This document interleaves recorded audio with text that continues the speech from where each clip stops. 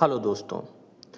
आजकल देश में सबसे ज़्यादा गर्मागर्म बहस जिस टॉपिक या विषय पर होती है वो है रिजर्वेशन या आरक्षण।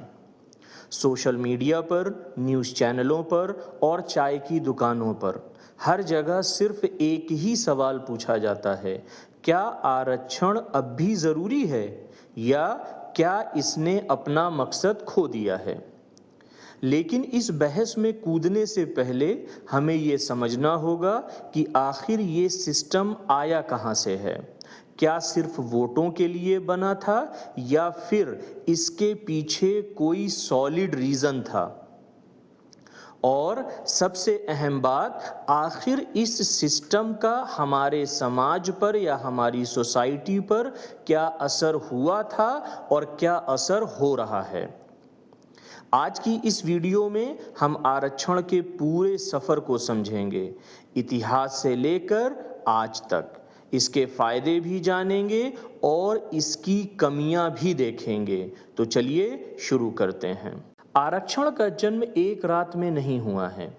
इसकी जड़ें हमारे उस सैकड़ों साल पुराने जाति तंत्र में हैं या कास्ट सिस्टम में है, जहां समाज बटा हुआ था। शूद्रों और महिलाओं को न केवल एजुकेशन से दूर रखा जाता था, बल्कि छुआछूत जो है उन जैसी कुरीतियों ने उन्हें मानवता से भी दूर कर दिया था।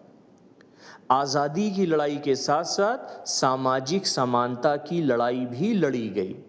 1882 में ही ज्योतिबा फूले ने हंटर कमीशन के सामने शिक्षा और नौकरियों में पिछड़ों के लिए अलग व्यवस्था की मांग रखी। लेकिन सबसे बड़ा ऐतिहासिक मोड़ आया 1932 में, जब अंग्रेज़ों के सामने मुंशी राम से मैकडॉनल्ड ने कम्युनल अवार्ड दिया, जिसमें दलितों के लिए अलग चुनाव क्षेत्र या सेपरेट इलेक्टोरेट का प्रस्ताव था। महात्मा गांधी इसके सख्त खिलाफ थे। उन्हें डर था कि इससे देश बंट जाएगा। आखिरकार डॉक्टर भीमराव अंबेडकर और गांधी जी के बीच पूना पैक्ट हुआ। अलग चुनाव क्षेत्र तो नहीं मिले, लेकिन इस समझौते ने तय किया कि विधानसभाओं में दलितों के लिए सीटें आरक्षित की जाएंगी। जब 1950 में हमारा संविधान बना तो डॉक्टर अंबेडकर ने समझा कि सिर्फ कानून बना देने से समाज की गहरी जड़ें नहीं बदलेंगी। हजारों सालों के अत्याचार की भरपाई के लिए उन्होंने सकारात्मक भेदभाव या जिसे हम पॉजिटिव डिस्क्रिमिनेशन कहते हैं, उसका रास्ता चुना। यानी सरकारी नौकरियों में, कॉलेजों में, चुनावों में अनुसूचित जाति जिसे एससी और अनुसूचित जनजाति जिसे एसटी के कहते हैं, उनके लिए सीटें आरक्षित की गईं। तो क्या सिर्फ एससी एसटी ही पिछड़े थे? 1991 में मंडल कमीशन की सिफारिशों पर एक बड़ा धमाका हुआ और अदर बैकवर्ड क्लासेस, जिसे हम आज ओबीसी यानी अन्य पिछड़ा वर्ग कहते हैं, उसको भी 27% का आरक्षण मिला। यह वो समय था जब देखते देखते पूरा देश आग की तरह जल उठा। राजीव गोस्वामी जैसे युवाओं ने इसके खिलाफ आत्मदाह की कोशिश की, तो कई पिछड़े समुदायों ने के लिए यह उम्मीद की किरण लेकर के आया था। तो आज देश में सिस्टम कैसा दिखता है, चलिए देख लेते हैं। जब किसी सरकारी कॉलेज या नौकरी की बात आती है तो लगभग 50 से 60% सीटें या तो आरक्षित होती हैं, जैसे कि एससी 15%, एसटी 7.5% और ओबीसी 27%। और हाल में ही आर्थिक रूप से कमज़ोर सवर्णों, जिन्हें ईडब्ल्यूएस कहते हैं, उनके लिए भी 10% सीट का इंतज़ाम किया गया है। अब यहाँ सबसे बड़ा विवाद आता है क्रीमी लेयर, यानी अगर किसी ओबीसी परिवार का बाप आईएएस अफसर है और करोड़ों कमाता है और उसका बेटा या बेटी जो शहर के महंगे स्कूलों में पढ़ रहे हैं, तो क्या उसको आरक्षण या रिजर्वेशन का लाभ मिलना चाहिए? सुप्रीम कोर्ट ने 2024 में एक बहुत बड़ा फैसला सुनाया है।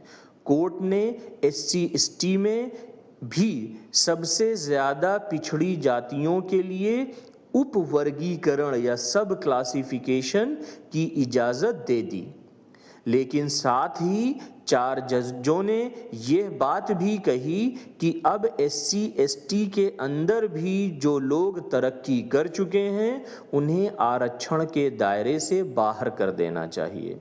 यानी क्रीमी लेयर का नियम सिर्फ ओबीसी के लिए नहीं बल्कि सभी के लिए लागू होना चाहिए, तब यह एक ऐतिहासिक बदलाव होगा। अब आते हैं सबसे दिलचस्प हिस्से पर। आखिर इस सिस्टम के फायदे क्या हुए और इनसे नुकसान क्या हुआ? तो सबसे पहले हम बात करते हैं पॉजिटिव इम्पैक्ट या इस रिजर्वेशन के सिस्टम में जो अच्छी बातें थी उसका क्या फ़ायदा हुआ उनके बारे में। सबसे पहला पॉइंट है शिक्षा और प्रतिनिधित्व या लाइक एजुकेशन एंड रिप्रेजेंटेशन में। केंद्रीय विश्वविद्यालयों और आईआईटीज जैसे संस्थानों में 2014 के बाद से एससी एसटी और ओबीसी छात्रों का दाखिला 30 से 45% तक बढ़ चुका है। आज अगर कोई दलित परिवार का लड़का आईएएस अफसर बन पा रहा है तो इसका श्रेय काफ़ी हद तक आरक्षण को दिया जाता है। इसने अनगिनत परिवारों को जीवन रेखा से ऊपर निकाला है जो गरीबी के नीचे अपनी जिंदगी बसर कर रहे थे। दूसरा पॉइंट आता है गरीबी से बाहर निकलना। एक रिसर्च के मुताबिक सरकारी नौकरियों में आरक्षण के कारण कई एससी एसटी परिवारों की सामाजिक और आर्थिक स्थिति में सुधार आया है। अब हम बात करते हैं नेगेटिव इम्पैक्ट की। सबसे पहली बात मेरिट या काबिलियत का मुद्दा, लाइक मेरिट वर्सेस एफिशिएंसी। क्या किसी गंभीर पद पर रखे गए आरक्षित उम्मीदवार की वजह से काम करने की क्षमता कम हो जाती है? यह सबसे बड़ी बहस है। बहुत से लोग मानते हैं कि पूरी तरह मेरिट को नज़रअंदाज करके अगर सीट भरी जाए तो इसका नुकसान देश की प्रोग्रेस को होता है। यहाँ याद रखने वाली बात यह है कि आरक्षण केवल प्रवेश या एंट्री देता है, प्रमोशन या सफलता की गारंटी नहीं होती। दूसरा पॉइंट सामाजिक दरार और बेचैनी, जिसे हम इंग्लिश में सोशल अनरेस्ट बोलते हैं। जर्नल कैटेगरी में यह गुस्सा आम है कि हमारे घर में बेरोजगारी है, हम गरीब हैं लेकिन हमें आरक्षण नहीं मिलता क्योंकि हम अपर कास्ट हैं, जबकि दूसरी तरफ आरक्षित वर्ग कहता है कि हजारों साल के उत्पीड़न के बाद यह अधिकार हमारे संवैधानिक हक हैं। थर्ड पॉइंट आता है वोट बैंक की राजनीति। सच्चाई ये भी है कि आरक्षण को हथियार बनाकर कई राजनीतिक पार्टियां सिर्फ वोट हासिल करती हैं। जब तक समाज में जातियां रहेंगी तब तक ये नेता अपनी रोटी सेकते रहेंगे। दोस्तों, एक और सच्चाई जो हमें समझनी चाहिए, आरक्षण सरकारी नौकरियों और शिक्षा का मामला है। भारत में 90% से ज़्यादा प्राइवेट जॉब्स जैसे आईटी कंपनियां, मॉल, स्टार्टअप्स में कोई आरक्षण नहीं है। साथ ही यह सिस्टम परफेक्ट नहीं है। एससी एसटी के भीतर असमानता माना जाता है कि एक बहुत छोटी सी जाति जैसे एससी में मल्लाह या चमार ने पिछले 60 सालों में ज़्यादातर फ़ायदा उठाया है, जबकि कई सबसे पिछड़ी जातियां जैसे भंगी या दफाली आज भी सड़कों पर झाड़ू लगा रहे हैं। इसलिए अब सब कैटेगरी की मांग उठ रही है। दूसरा पॉइंट आता है फर्जी सर्टिफिकेट्स का। यह कोई छुपा हुआ राज नहीं है। शक्तिशाली लोग जो जाति से सवर्ण हैं कभी कभी फर्जी SC ST प्रमाण पत्र बनवाकर सिस्टम का फायदा उठाते हैं। यह उन लोगों के साथ नाइंसाफी है या बेइंसाफी है जो वाकई में पिछड़े हुए हैं। तो क्या है निष्कर्ष इस चीज़ का? अगर हम बात करें कंक्लूजन की, तो क्या आरक्षण सिर्फ एक राजनीतिक चाल है? मुश्किल से। क्या आरक्षण ने पूरी तरह से असमानता मिटा दी है? बिल्कुल नहीं। सच्चाई इससे थोड़ी दूर है। हमें यह मानना पड़ेगा कि आरक्षण ने कई पीढ़ियों के अत्याचार के खिलाफ एक ढाल या शील्ड का काम किया है। इसने उन लोगों को टेबल पर बैठने का मौका दिया जिन्हें सदियों तक दरवाजे के अंदर आने की इजाज़त भी नहीं थी। लेकिन यह एक स्थायी समाधान नहीं है। 75 साल बाद आज हमें समान अवसर या इक्वल अपॉर्चुनिटीज़ पर ध्यान देना होगा, ना कि सिर्फ जन्म के आधार पर रिजर्वेशन मिलना। तो आगे क्या होना चाहिए? अगर हम इस सवाल का जवाब ढूंढते हैं तो हमें चाहिए कि लोग आर्थिक रूप से मजबूत हो चुके हैं, चाहे वो किसी भी जाति के हों, उन्हें क्रीमी लेयर मानकर सिस्टम से बाहर कर देना चाहिए।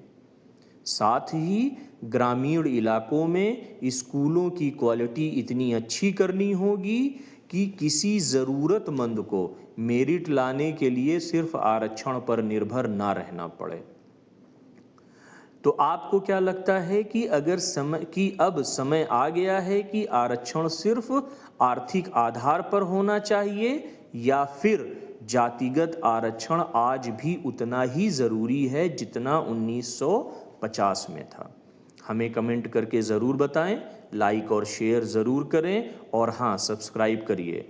अगर आपको ये वीडियो पसंद आया हो तो इसको ज़्यादा से ज़्यादा लोगों तक शेयर करिए और इससे कुछ अंडरस्टैंडिंग बनाने की कोशिश कीजिए कि इस पूरे वीडियो में हमने क्या बात कहनी चाहिए है और क्या इन्फॉर्मेशन हमें मिली है। मिलते हैं किसी नेक्स्ट इन्फॉर्मेटिव वीडियो में। Till then take care, bye.